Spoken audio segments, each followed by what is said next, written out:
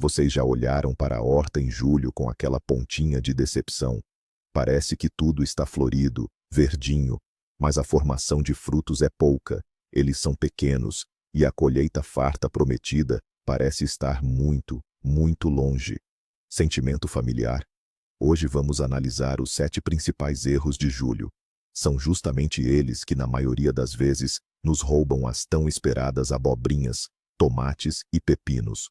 Eu prometo, depois deste vídeo, vocês vão olhar para os cuidados com as plantas de uma nova forma. E pelo menos um erro nesta lista vai com certeza surpreender vocês. Julho é o equador do verão. Para nossas plantas, não é mais hora de focar no crescimento da parte verde. É hora de focar na produção, nos frutos. As necessidades das plantas mudam radicalmente. Ignorar isso significa, essencialmente, aceitar uma colheita modesta. Erro número 1, onde quase todos caem: regar de forma errada no pico do calor. Parece lógico, não é? O sol escalda, a terra está seca. A vontade é correr para regar. Pegamos no regador ou na mangueira no auge do calor, no momento mais quente do dia. Mas, ao fazer isso, estamos na verdade a prejudicar as nossas plantas. Por quê?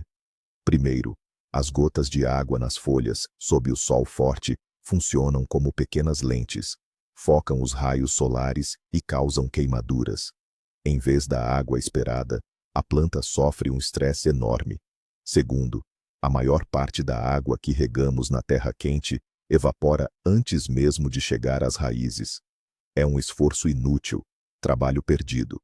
E o mais perigoso, regar as folhas em tempo quente cria as condições ideais para o desenvolvimento de doenças fúngicas. Calor mais umidade. É um paraíso para a Phytophthora e o oídio. Então, qual é a forma certa de regar?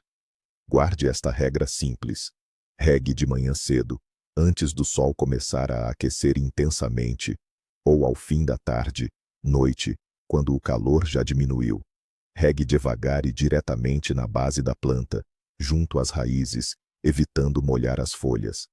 Deve regar abundantemente, mas não precisa ser todos os dias. É muito melhor regar abundantemente uma vez a cada poucos dias, molhando bem a terra em profundidade, do que regar um bocadinho à superfície todos os dias. Regas superficiais fazem com que as raízes cresçam perto da superfície, tornando a planta mais vulnerável à seca. Passamos para o segundo erro, e este é muito comum. Trata-se da adubação inadequada, ou, como costumo dizer, alimentar, mas com o adubo errado. Muitos jardineiros, por hábito, continuam a usar os mesmos fertilizantes que usavam em maio ou junho. Na maioria das vezes, são infusões de esterco de gado, cama de aviário ou adubos verdes. Todos são excelentes, mas a hora deles já passou. Qual é o problema, então?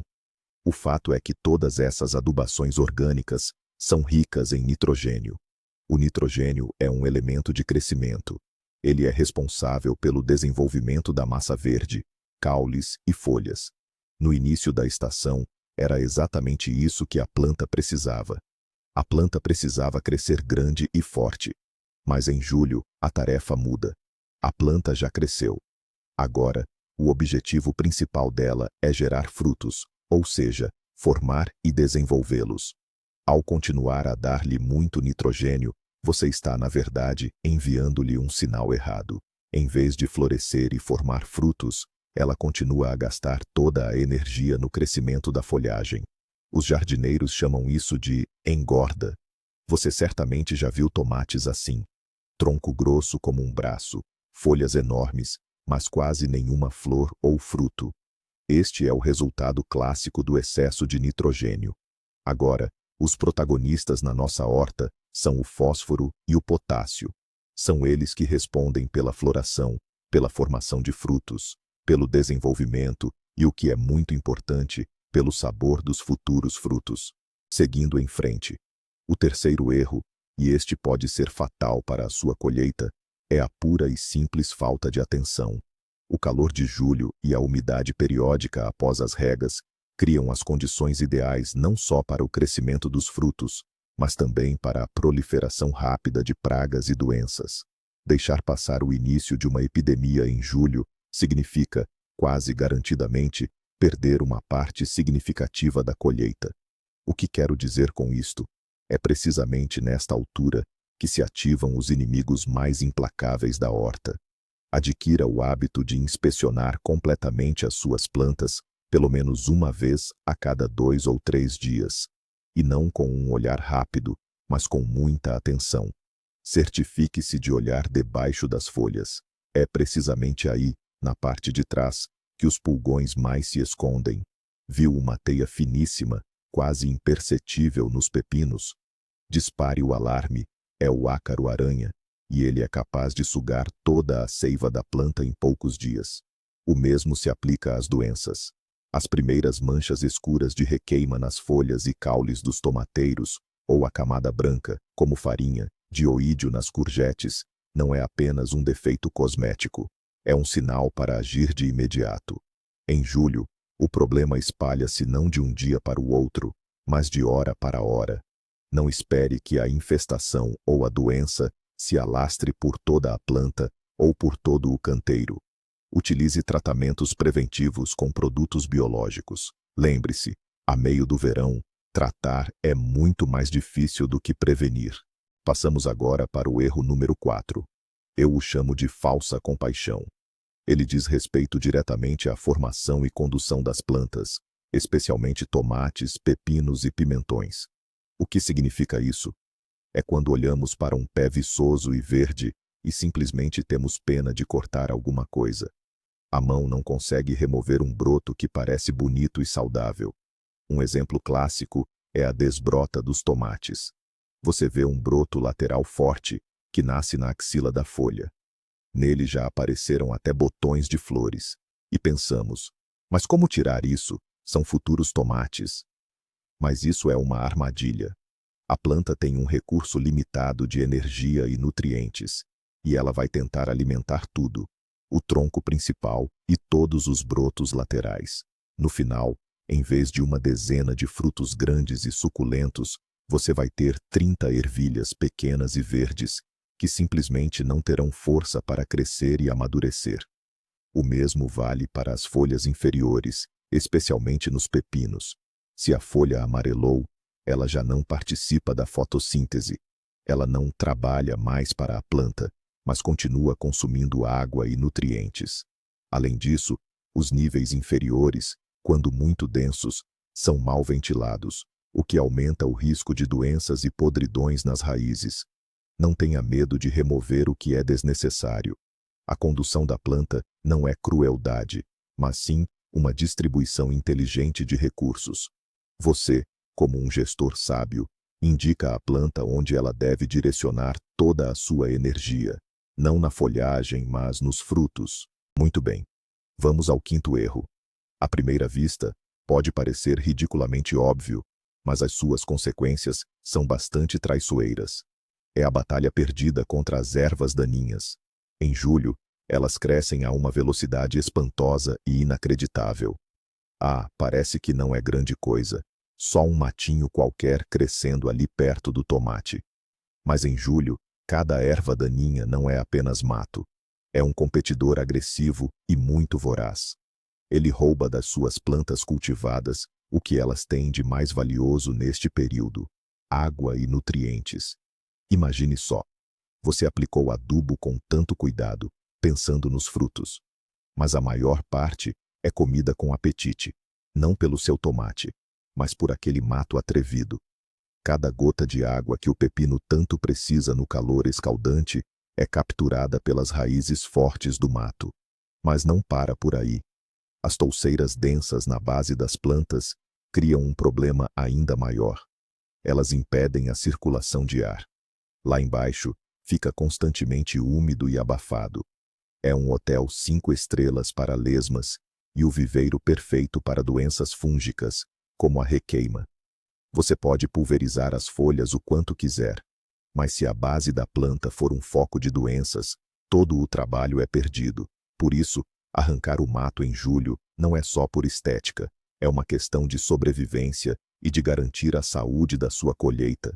E aqui chegamos ao sexto erro, que muitos veem como algo opcional, uma espécie de truque para jardineiros avançados. Mas, na verdade, é uma das ferramentas mais poderosas para garantir uma colheita abundante.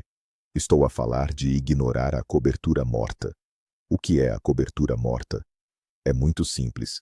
É qualquer material orgânico que use para cobrir o solo à volta das suas plantas. Pode ser relva cortada e seca ao sol, palha, feno, serradura decomposta ou composto. Então, qual é o segredo da sua eficácia? Lembra-se que falamos há pouco da batalha contra as ervas daninhas? Pois bem, uma camada de cobertura morta com 5 a 7 centímetros de espessura é a melhor defesa contra elas. Impede simplesmente o acesso das ervas daninhas à luz solar, e elas não conseguem crescer. O problema de arrancar ervas daninhas resolve-se por si só, mas isto é apenas o começo. Recorde o primeiro erro, a evaporação da umidade. A cobertura morta funciona como um cobertor. Protege a terra do sol escaldante. A umidade após a rega quase não se perde no ar, indo inteiramente e completamente para as raízes das plantas. Poderá regar com menos frequência, mas de forma muito mais eficaz. O solo sob a cobertura morta mantém-se sempre solto e úmido, não forma crosta nem racha com o calor. E há mais um enorme benefício. A cobertura morta orgânica decompõe-se lentamente. As minhocas e as bactérias do solo transformam-na com prazer, convertendo-a num fertilizante valiosíssimo diretamente nas raízes das plantas. Essencialmente, está a proteger, regar e fertilizar as suas plantas em simultâneo. Ignorar uma técnica tão simples e eficaz em julho significa abdicar voluntariamente de parte da sua colheita. E, finalmente, o sétimo erro.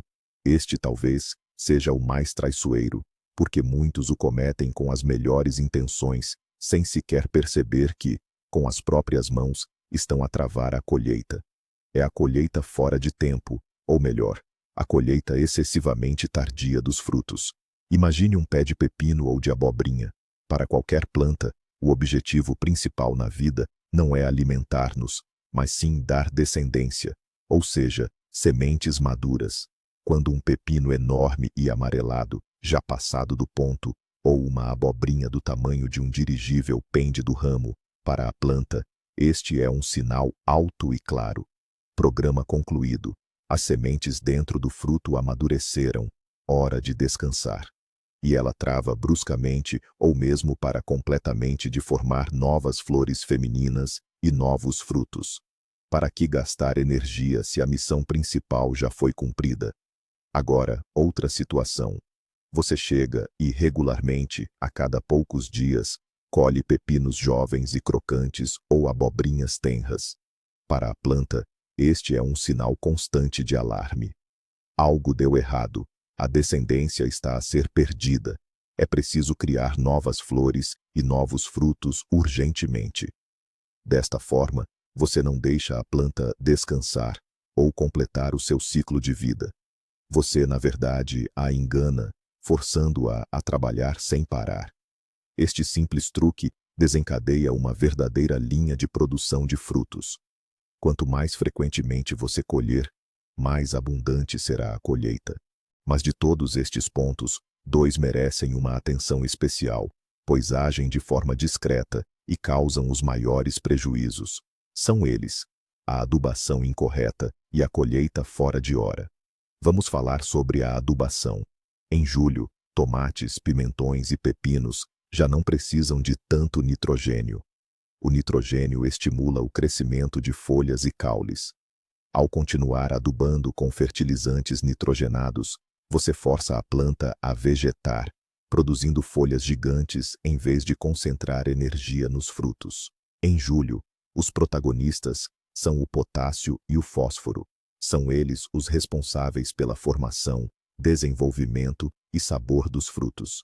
Lembre-se, em julho, alimentamos o futuro da colheita, não apenas a folhagem. E agora, o segundo ponto crucial.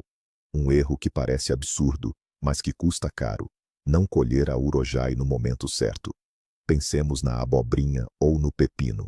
Enquanto um fruto grande e maduro demais permanece na planta, ele envia um sinal: missão cumprida.